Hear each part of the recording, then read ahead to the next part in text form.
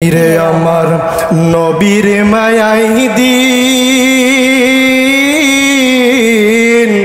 উম্মতের সামনে আজি হইতেছে বিলীন, উম্মতের সামনে আজি হইতেছে বিলীন। হাইরে আমার নবীর মায়াই দিন উম্মতের সামনে আজি হইতেছে বিলীন, উম্মতের সামনে আজি হইতেছে বিলীন। আমার বন্ধু কোন দিকে খেয়াল নাই বাবারা, খুব মনোযোগ দিয়ে শুনবেন। আজ থেকে বহু বছর আগে আল্লাহ রব্বুল আলামিন মানুষরা দুনিয়ার জমিনে সৃষ্টি করলেন।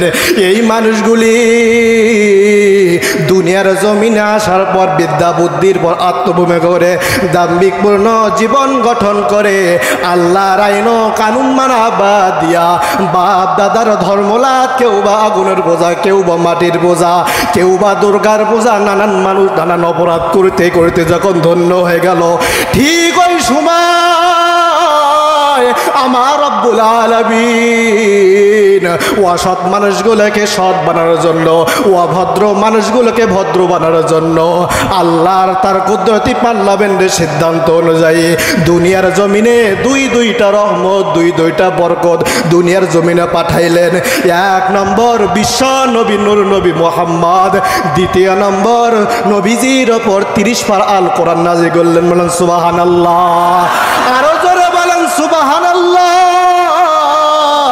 সুবহানাল্লাহ ক্যা মুবারক নাম হ্যায়, সুবহানাল্লাহ আশিকো কা কাম হ্যায়। বলেন আল্লাহু আকবার।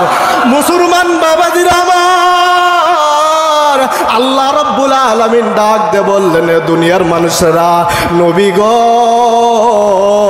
আপনি তামান পৃথিবীর মানুষগুলোকে জানিয়ে দেন, ইয়া রাসূলুল্লাহ, ইয়া হাবিবাল্লাহ, আমি যে কালামুল্লাহ আপনার নবরে নাজির করলাম, নবী গো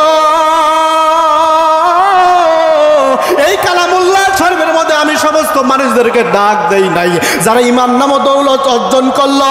মুসলমান বাবাজিরা, যারা ঈমান নামক দৌলত অর্জন করলো, যাদের দিলের ভেতরে ঈমানের স্বাদ গ্রহণ করলো, আমি ওই নর নারী ডাক দিয়ে বললাম, ও মুসলমান নর নারীরা, তোমরা শুনে না,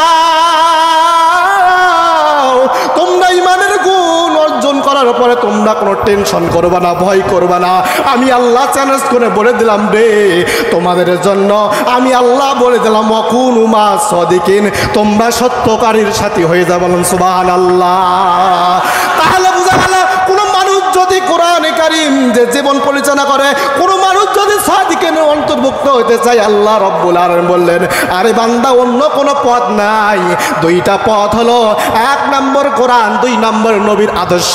এই দুইটা জীবন নিজের জীবনের সঙ্গে বাস্তবায়ন করতে পারবে, আমার আল্লাহ রব্বুল আলামিন জানিয়ে দিয়েছেন, তোমাদের জীবন আমি আল্লাহ পাক ধন্য করে দেব। বলেন সুবহানাল্লাহ।